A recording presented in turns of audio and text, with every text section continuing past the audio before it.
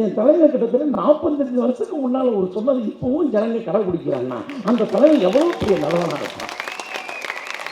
இந்த ஆடியோ ஃபங்க்ஷனும் சரி, இந்த ட்ரெய்லர் ஃபங்க்ஷனும் சரி, எல்லா ஃபங்க்ஷனுக்கும் இப்போ ஆளை சொல்லி காசை கொடுத்து கூப்பிட்டு வர்றாங்க. எம்ஜிஆர் சொல்லுவார், அம்மா ஆங்கிலம் என்பது அறிவு வளர்த்துக்கிறதுக்கு, ஆடம்பரத்துக்கு இல்லை. இன்னைக்கு நிறையா பேர் ஆடம்பரத்துக்கு தான். ஒவ்வொருவரோட மனதில் எப்படி புகுந்தான் என்பதற்காக இந்த விளக்கத்தை சொல்லுகிறேன். இல்லை சார், உங்களுக்கு மாசு இருக்குது, நீங்கள் 50,000 ஏற்றுறது எங்ககிட்ட கேட்குறீங்களே. இல்லையா, நான் 50,000 ஏற்றிட்டேன்னா நீ படத்தை அதிகமாக விலைக்கு வைப்பேன், அப்புறம் டிக்கெட்டு காசு அதிகமாக போகும், நான் என்னோட ரசிகனை பார்க்கணும்ல.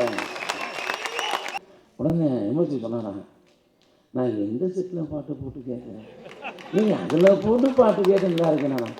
தலைவர் சொன்னாரா, என்னோட ரசிகன் பிக்ஸா ஓட்டுறேன், என்னோட ரசிகன் பொறுத்து ஓட்டுறேன், என்னோட ரசிகன் இருப்பு சுற்றுறேன், என்னோட ரசிகன் ஏழ்மையானவன், என்னோட ரசிகன் வறுமையில் உள்ளவன். அதைத்தான் நான் நினைக்கணும். அவன் எதில் பாட்டு கேட்குறானோ அதெல்லாம் தயார் நான் கேட்கணும்னா. இதுதான் சார் ஹீரோஸ். ஹீரோஸ் ஹீரோஸ் யாரும் இருக்கா?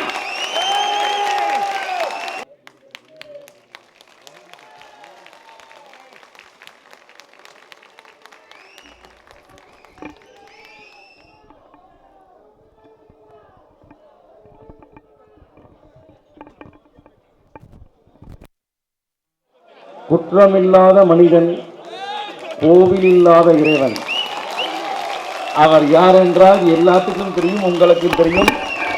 நாம் வணங்கும் மக்கள் திலகம் தமிழன ஒரு தலைவர், இதே தெய்வம் டாக்டர் மக்கள் திலகம் எம்ஜிஆர் அவர்களை மட்டுமே, வேற யாருக்கும் அது இணையாகாது. அதே நேரத்தில் எம்ஜிஆருக்கு நம்ம செய்ய வேண்டிய ஒரு முக்கியமான கடமை இருக்குது. அதாவது நாம் தலைவராக தெய்வமாக நினைக்கிறோம் இல்லையா, அவருக்கு செய்ய வேண்டிய ஒரு வார்த்தை இருக்குது. ஒரு சராசரி மனிதன் ஒரு மேடையில் ஏறி பேசும்போது அவன் என்ன பேசுகிறான் என்பது ஆரோக்கியமாக நினைத்து ஆரவாரம் செய்து கைத்தட்டுவது எம்ஜிஆரின் ரசிகர்கள். அதாவது வார்த்தையோடு சில தகவல்கள் வந்துடலாம், அதை நம்ம பொறுமையாக ஏற்றுக்கணும். ஏன்னா நான் மக்கள் தலைவர் நேரத்தை பார்த்ததில்லை. திருக்குறள் திருக்குறள்னு சொல்லுவாங்க. எனக்கு தெரிஞ்ச ஒரே ஒரு திருக்குறள் மக்கள் தலைவர் எம்ஜிஆர் அவர்கள் தான். எனக்கு வேற எதுவும் தெரியாது. நான் ஸ்கூலுக்கு போல, படிக்கல, வெறும் இவருடைய பாடலையும் படத்தையும் பார்த்தே நான் ஒரு சராசரி மனிதனாக இருக்கிறேன். அதாவது இந்த இடத்துல உட்கார்ந்து உங்க மத்தியில் அந்த பாட்டு பாடும்போது தலைவரை க்ளோஸ்அப்பில் காட்டுறாங்க. நிச்சயமாக சொல்கிறேன், என் மனசால் சேர்த்து நான் பொய் சொல்ல மாட்டேன். அந்த முகத்தை பார்க்கும்போது மாதுளம்பழத்தை வச்சு பார்க்குறேன், ஒர்க் அவுட் ஆகாது. பப்பாளியை வச்சு பார்க்குறேன், ஒர்க் அவுட் ஆகாது. மாம்பழத்தை வச்சு பார்க்குறேன், ஒர்க் அவுட் ஆகாது. ஏன்னா கனிகளை விட அதாவது சிறப்பான கனி இதே கனின்னா நம்ம தலைவர் எம்ஜிஆருடைய முகம் தான். சில விஷயங்கள் சொல்கிறேன். அதாவது இந்த ஊரில் இருக்கிறதுனால நான் ஒரு 4 வருஷத்துக்கு முன்னால் இந்த வண்ணாரப்பேட்டை உள்ள ஒரு ஷூட்டிங் போனேன். பக்கா கிளம்சியான ஏரியா, எங்கே பார்த்தாலும் கூரைகள், மார்க்கெட்டுகள், சின்ன சின்ன சந்து, கானா பாட்டு, போண்டா, பஜ்ஜி, இட்லி. இந்த இடத்துல ஷூட்டிங். அங்கே ஒரு ரிக்ஷா ஸ்டாண்டு, 10 ரிக்ஷா நிற்கிது. ஸ்டாண்டோட பேர் ரிக்ஷாக்காரன் ஸ்டாண்டு. 3 வருஷத்துக்கு முன்னால் நான் போய் கொஞ்ச நேரம் நின்றேன். என் தலைவர் கிட்டத்தட்ட 45 வருஷத்துக்கு முன்னால் ஒரு சொன்னது இப்பவும் ஜனங்க கடைபிடிக்கிறாங்கன்னா அந்த தலைவர் எவ்வளோ பெரிய நல்லவனாக இருப்பான். அந்த ரிக்ஷாவில் ஒரு கட்டுப்பாடு, யாராவது குடித்துட்டு வந்தால் அந்த ரிக்ஷாவில் நான் அன்னைக்கு அதோட தொழில் கிடையாது, அனுப்பிச்சுடுவாங்க. நான் கேட்டேன், என்ன சார் 3 பேர் தான் நிற்கிறீங்க, 4 பேர் தான் நிற்கிறீங்க, 2 ரிக்ஷா காலியாக இருக்கு. அவங்க 2 பேரும் காலையில் சரக்கு போட்டாங்க, வரமாட்டாங்க. இவங்க வர வேண்டாம்னு சொல்கிறது இல்லை, அவங்களே வரமாட்டார்கள். அப்படி ஒரு விஷயத்தை நீங்கள் இந்த டெஸ்டினோட ஒரு ஃபைட்டு பார்த்துருப்பீங்க. இப்படி மண்டையில் முடி வச்சுருப்பார். நான் 2003 லண்டனில் இருக்கேன். அதே மாதிரி ஒருத்தர் முடி வச்சு போனான். எங்கள் ஆர்கெஸ்ட்ராக்காரங்களாம் எல்லாம் ஆச்சரியமாக அவனை பார்த்தாங்க.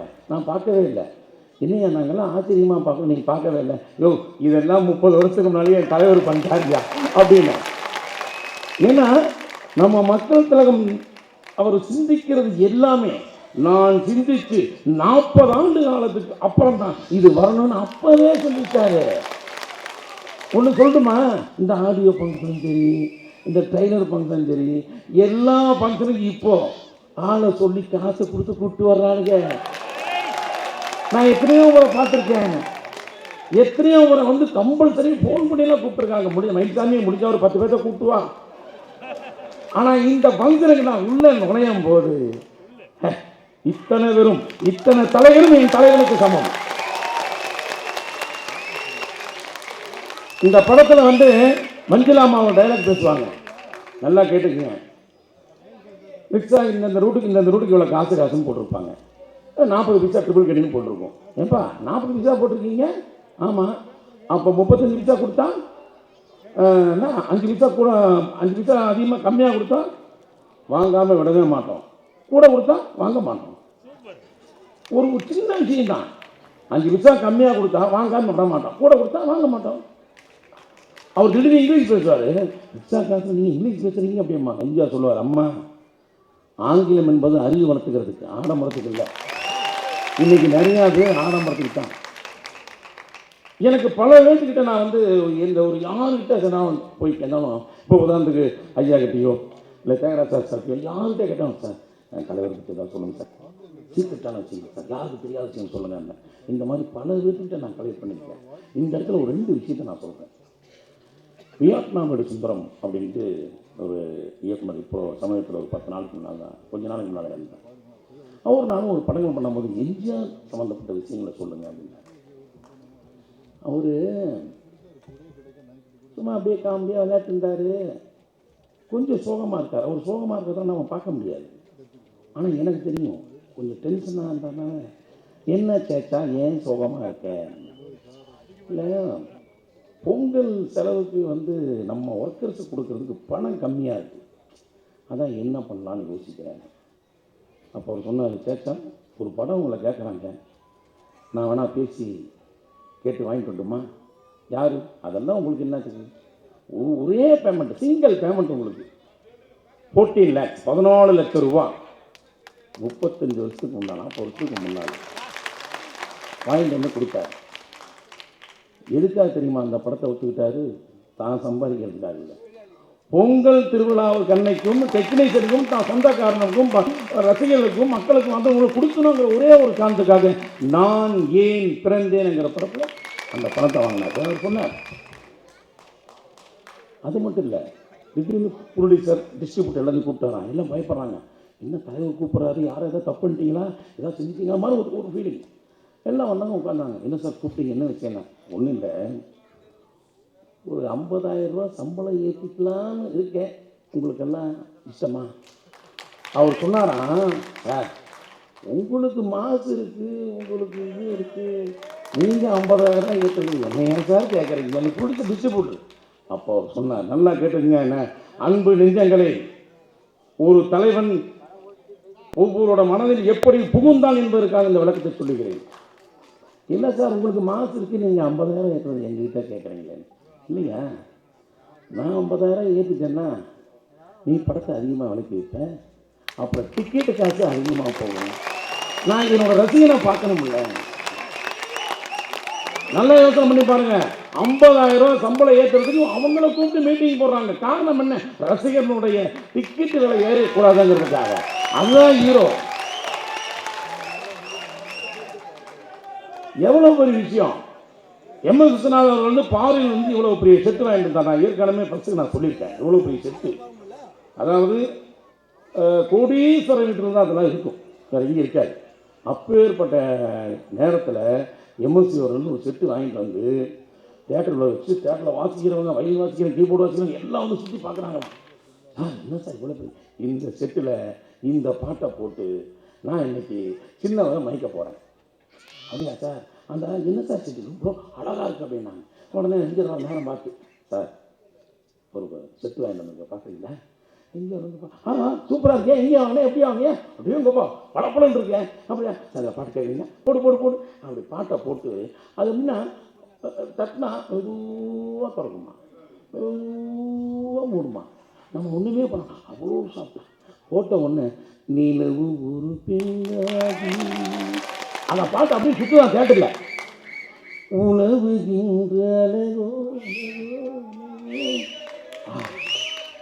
என்ன சூப்பராக இருக்கு. எவ்வளோ சேச்சா இந்த வேலை சேச்சா இப்படி சேச்சா சூப்பர் சூப்பர் நல்லா இருக்கு நல்லா இருக்கு. சரி நம்ம செட்டு எடுத்துட்டு வரோம் அப்படின்னா கட் பண்ணால் தலைவர் ஒரு செட்டு எடுத்துருந்தார். சின்ன டெல்லி செட்டுன்னு சொல்லுவாங்க. அப்படி அமுத்தினா பட்டாக்குன்னு அமுப்பினாங்க. அதில் போட்டு பாட்டை கேட்டாங்க. நீ ஒரு பின்னாகி உணவுகின்ற சூப்பராக இருக்கியா சூப்பராக இருக்கியா. உடனே எமர்ஜி சொன்னாரா, நான் எந்த செட்டில் பாட்டு போட்டு கேட்குறேன், நீங்கள் அதில் போட்டு பாட்டு கேட்டுங்களா இருக்கேன். நான் தலைவர் சொன்னாரா, என்னோட ரசிகன் பிக்ஸா ஓட்டுறேன், என்னோட ரசிகன் பொறுத்து ஓட்டுறேன், என்னோட ரசிகன் இருப்பு செக்கிறவன், என்னோட ரசிகன் ஏழ்மையானவன், என்னோட ரசிகன் வறுமையில் உள்ளவன். அதைத்தான் நான் நினைக்கிறோம். அவன் எதுல பாட்டு கேட்கிறானோ அதெல்லாம் தயா நான் கேட்கணும்னா. இதுதான் சார் ஹீரோஸ். ஹீரோஸ் சும்மா காசை கொடுத்து ஆளை சேர்த்து கை தட்டுறது பேர் ஹீரோஸ் இல்லை சார். நிஜ ஹீரோ 1001 படத்துல கொடைச்செல்வன் சுப்பிரமணியம் சார் அவரும் இல்லை. அவர் சொன்ன வார்த்தை அதெல்லாம் சில விஷயங்கள் சொல்லும் போது சும்மா நம்ம எம்ஜிஆரை பார்த்தோமா கை தட்டமானா இல்லை, உள்ளத்துல இருக்கணும், தர்மம் பண்ணணும். சில நேரத்தில் சில நேரம் எங்கிட்ட பணம் கேட்கும் போது இல்லைங்கும் போது அழுவேன். நான் எனக்கு கொடுக்க எங்க ஆண்டவா நான் ஒரு எம்ஜிஆர் பக்தனாக இருந்த என்னால் கொடுக்க முடியாது அழுவேன். நிச்சயம் நான் என்னுடைய குழந்தை மேல் சத்தியமாக சொல்லுகிறேன், நான் வணங்கும் என் தலைவர் மேல் சத்தியமாக சொல்லுகிறேன். 6 பேங்க்ல அக்கௌண்ட் இருக்கு, எந்த பேங்க்லையும் பணம் கிடையாது. பணம் கொஞ்சமாக இருந்தால் பணத்தை நான் காப்பாற்றுவேன், பணம் அதிகமாக இருந்தால் பணம் என்ன காப்பாற்றணும், தூக்கம் வராது. அந்த வாழ்க்கை நான் இல்லை. 1001 படத்தில்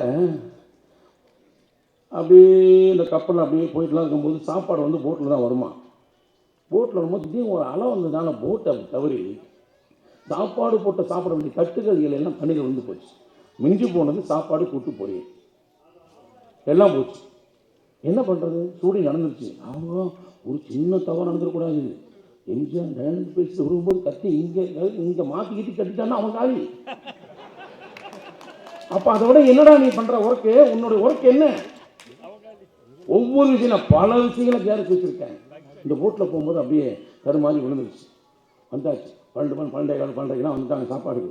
அப்படியே போயிட்டுருக்கு, ஷூட்டிங் போயிட்டுருக்கு. கரெக்டாக 1 மணிக்கு பிரேக்கு. யாரும் சாப்பிடல, அப்படியே யோசனை பண்ணிட்டுருக்காங்க. எம்ஜிஆர் திரும்பினாங்க, தலைவர் திரும்பினாங்க. கூட்டாச்சு. இப்போ கூட என்னண்ணே அண்ணன் இந்த மாதிரி வரும்போது அலை அடித்ததுனால தட்டு இலையெல்லாம் போயிடுச்சு சாப்பாட்டில். அப்புறம் என்னதான் இருக்குது, ஒரு கூட்டு இருக்குது, பொரியல் இருக்குது, சாப்பாடு இருக்குது, இதில் போகிறதுன்னு தான் ஒன்றும் தெரியல. சரி எல்லாத்தையும் கலக்கு அப்படின்னா எல்லாத்தையும் கலக்கினதுக்கப்புறம் முதல்ல நின்று வாங்கினது எம்ஜிஆர் தான். என் தலையில் கை நீட்டின உடனே அவன் போடும்போது பணிஞ்சு போடுவானா, துணிஞ்சு போடுவானா, கம்பீரமாக போடுவானாங்கிறது அவனுடைய உருவம் எப்படி இருக்கும். அப்படியே அழுத்து அப்படி போடுறான். தலைவர் கை நீட்டதுக்கப்புறம் நைலில் நிற்கிறான் கூட்டம் மொத்த பேரும். அதை விட ஆயிடுச்சு. அதை ஃபோட்டோ எடுத்துட்டு அவன் வீட்டில் மாட்டிட்டான். ஏதாவது ஒரு பிரச்சனை போலீஸில் போனான், ஐயோ தலைவருக்கே சோறு போட்டவனான்னு பாதியோடு போயிட்டான். எவ்வளவு விஷயங்கள். அதாவது நம்ம தலைவரை பற்றி நம்ம புதுசாக சொல்ல வேண்டிய அவசியமே கிடையாது. ஆனால் இன்னும் தலைவரோட பிரெயினில் இப்போ வரைக்கும் எவனும் பிறக்கிறது மிகப்பெரிய சந்தோஷம். எவனுமே கிடையாது, அவங்க கூட கூட யாரும் கிடையாது. அதில் அடிச்சுட்டு நான் பார்த்துட்டு இருக்கிறேன். 51 வயசு. இந்த படம் நீங்கள் இப்போ ட்ரெயிலர் பார்க்கும்போது உண்மையிலேயே எனக்கு 6 வயசு ஃபீலிங் வந்துருச்சு. அதே மாதிரி தேட்டரில் கோயம்புத்தூரில் பாடும்போது அதே மாதிரி கைத்தட்டு தன்னை மறந்துன்றேன். அப்படிதான் வருது, யாருமே கிடையாது. யோசனை பண்ணி பாருங்க. உலகம் சுற்றும் வாலிபன்ங்கிற படத்தில் கிளைமேக்ஸ் 20 நிமிஷம் கிளைமேக்ஸ். நல்லா யோசிக்கணும். இப்போ உள்ள அத்தனை சினிமாக்காரங்களும் யோசிக்கணும். 20 நிமிஷமா 2 எம்ஜிஆர் கிடையவே கிடையாது அந்த படத்தில். ஒருத்தருக்கு மாஸ்க் போட்டாச்சு, ஒருத்தர் கீழே சேரில் சுற்றிட்டு இருக்காரு, அவர் தலைவர் இல்லை. இன்னொருத்தர் முகமுடி போட்டு அவரும் தலைவர் இல்லை. எப்பப்போ க்ளோஸ் அப் காட்டுறாங்க அவர் தான் தலைவர். 20 நிமிஷம் படம் பார்க்குற அத்தனை பேர்த்தையும் அப்படி உட்கார வச்சு மிரண்டு 2 தலை அந்த தலை எந்த அளவுக்கு கஷ்டப்பட்டிருப்பான். இந்த சினிமா சகல விஷயம் கற்றுக்கொண்ட சகல வல்லவன் என்றால் மாண்புமிகு மக்கள் கழகம் எம்ஜிஆரை போல் உலகத்தில் எவரும் கிடையாது, எவரும் பிறக்க முடியாது. ஆண்டவன் அப்படி ஒரு ஆசீர்வாதத்தை எவருக்குமே தரமாட்டார். வாழ்க எம்ஜிஆர், வாழ்க எம்ஜிஆரின் புகழ், வாழ்க தர்மம். நன்றி, வணக்கம். என்றும் இருப்பார், தூணிலும் இருப்பார், துரும்பிலும் இருப்பார். அவர்தான் புரட்சி தலைவர். அவரை பற்றி சொன்னார் மயில்சாமி அவர்கள். காரணம், அவரை பற்றி நிறைய விஷயங்கள்ல அவர் நிறைய டயக்னைஸ் பண்ணார், எனக்கு தெரியும். காரணம், அவர் மிகவும் நேசித்தவர். நான் என்னைக்கு மயில்சாமி அவர்களை சினிமாவில் சந்தித்தேனோ அன்றிலிருந்து அவர் பேசும்போதெல்லாம் புரட்சி தலைவர் பற்றி தான் பேசுவார். அன்றிலிருந்து இன்று வரை என்றுமே அவர் அப்படிதான். அதனால் அவர் பேசும்போது எனக்கே அப்படியே நான் ஒரு ரசிகனாகிட்டான். உங்களை மாதிரி தான் அவரை இவர் பேசும்போது சரி, நம்ம வின்சென்ட் அசோகன் அவர்கள் பேசும்போது அப்படியே ஆச்சரியமாக பார்த்தேன்.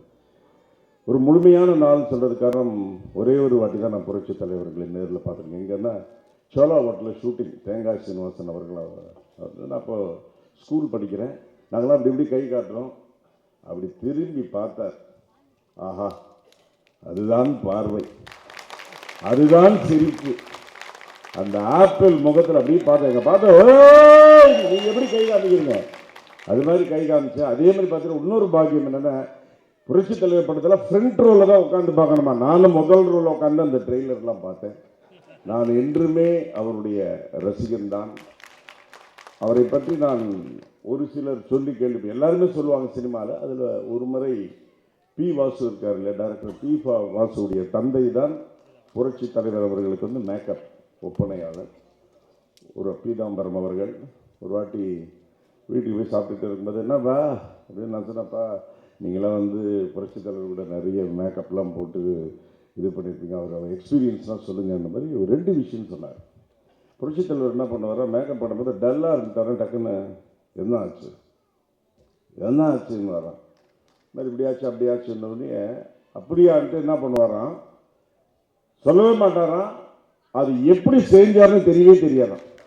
பார்த்தீங்கன்னா எல்லாம் செட் ஆகிடுமா, மறுநாள் இப்படி காலில் ரொம்ப நன்றிங்கன்னாரா. அதே போல் உலக நடிகர்களிலே ஒரு முக்கியமான ஒரு குணாதிசயத்தை பீதாம்பரம் அவர்கள் சொன்னார். புரட்சி தலைவர் அவர்கள் வாயிலிருந்து கெட்ட வார்த்தை வரவே வர, அறச்சொல் வராதாம், கெட்ட வார்த்தை பேசவே மாட்டார். பீதாம்பரம் அவர்கள் சொன்னார், ஒரு மனிதன் அப்படி வாழ்ந்தாலே அவன் மனிதன் அல்ல, கடவுள். புரட்சி தலைவர் கடவுள். இன்னைக்கு ஏதோ நீங்களாம் இருக்கீங்க, இன்னைக்கு எல்லாம் எத்தனாவது தலைமுறை, அதாவது இப்போ நம்மளாம் இன்னைக்கு இருந்து அவரை பாராட்டுறோம், பேசுகிறோம், அவரை அப்படி ரசிக்கிறோம். இதற்கு முன் அவர் ஆரம்ப காலத்தில் இருந்த அவருடைய ரசிகர்கள் நினச்சி பார்த்தோன்னா இன்னும் ஆச்சரியமாக அப்படியே துடிப்பாங்களாம், அந்த துடிப்பு. அதனால் அப்பேற்பட்ட விழா, இந்த விழாவில் நான் இங்கே கலந்துட்டு ரொம்ப சந்தோஷமாக இருக்குது. இந்த படம் மட்டும் இல்லை, அவருடைய ஒவ்வொரு படமும் இது மாதிரி வரணும் சொன்னார். உலகம் சுற்றும் வாலிபன்னு, ஐயோ. அது இல்லாமல் பார்த்தீங்கன்னா எனக்கு இந்த டிஎம் சௌந்தரராஜன் வாய்ஸ்லாம் எனக்கு ரொம்ப பிடிக்கும். நான் அப்போல்லாம் பார்த்தீங்கன்னா நிறைய எம்ஜிஆர் பாடல்கள் தான் நான் ஸ்டேஜில் பாடிட்டு இருக்கேன். பாட்டுருக்கேன், நான் ஆணையிட்டார் அது நடந்து விட்டார். என்ன பாட்டு, புத்தன் இயேசு காந்தி பிறந்தது பூமியில் எதற்காக, அதோ அந்த பறவை போல வாழ வேண்டும். என்ன பாட்டு, என்னென்ன படங்கள், அவ்வளவு அதாவது எனர்ஜி, மக்களுக்கு எனர்ஜி கொடுத்த ஒரு மாபெரும் தலைவன் சொன்னா புரட்சி தலைவர் தவிர வேறு யாருமே இல்லை. ஸோ அவர்கள் காலத்தில் நாம் வாழணும்னா கூட அவர்கள் நினைச்சு வாழ்ந்துட்டு இருக்கோம். அவர் கடவுளாகத்தான் இருக்கிறார். இவங்க சொன்னாங்க வரும்போது, ஏதாவது நீங்கள் மிமிக்ரியில் ஏதாவது ஒன்று பண்ணோன்னு, ஒரே ஒரு விஷயம் தான் நான் அப்படி இங்கே உட்காந்துருக்கும்போது டைப் பண்ணேன். அது நான் எப்பவுமே தெரியும், நான் சூப்பர் ஸ்டார் மாதிரி பேசினா உங்களுக்கு பிடிக்கும். இப்போ பாருங்க, அவர் வாய்ஸில் இப்போ சொல்கிறார், கண்ணா கண்ணா ஏழை சிரிச்சா மகிழ்ச்சி, கண்ணா ஏழை சிரிச்சா மகிழ்ச்சி, புரட்சி தலைவர் எம்ஜிஆர் நான் என்றைக்குமே புரட்சி. அப்பேற்பட்ட, அதாவது தமிழ்நாட்டில் இருக்கிற எல்லா ஹீரோக்களுமே புரட்சி தலைவர் அவர்களுக்கு மாபெரும் ரசிகர்கள் தான். எங்களுக்கு என்னன்னா, அவர் எங்களுடைய கலை குடும்பத்தின் கடவுள். அவரை நினைச்சு தான் நாங்களாம் வாழ்ந்துட்டு இருக்கோம். அவருடைய கொள்கைகள், அவருடைய ஒழுக்கங்கள். மயில்சாமி சொன்ன மாதிரி தியேட்டரை பற்றி சொன்னார். அந்த தியேட்டர் ஒரு மயில்சாமிக்கு எல்லாருமே சேர்ந்து ஒரு வாட்டி கை தட்டினாங்க. ஏன்னு கேட்டீங்கன்னா, அதாவது மக்களை நினைச்சு வாழும் மனிதர்கள் இந்த நாட்டில் ரொம்ப கம்மிங்க. மக்களை நினைத்து வாழ்ந்த மாபெரும் நடிகர் புரட்சி தலைவர் எம்ஜிஆர் மட்டும்தான். அவ்வளவு அற்புதமான மனிதர். அவருடைய காலத்திலே நாங்கள் வாழவில்லை என்றாலும் இது போன்ற நிகழ்வுகளில் நாங்கள் கலந்து கொண்டு உங்களை போன்றவர்கள் எங்களுக்கு கரவூசி தட்டும் போது அவர் காலத்தில் வாழ்ந்த ஒரு நினைப்பு எங்களுக்கு வருகிறது. அந்த வாய்ப்பை தந்த சுரேஷ் சந்திரா அவர்களுக்கு நாங்கள் நன்றி கூறி உங்கள் சார்பாக விடைபெறுகிறேன். வாழ்க புரட்சி தலைவர், வாழ்க.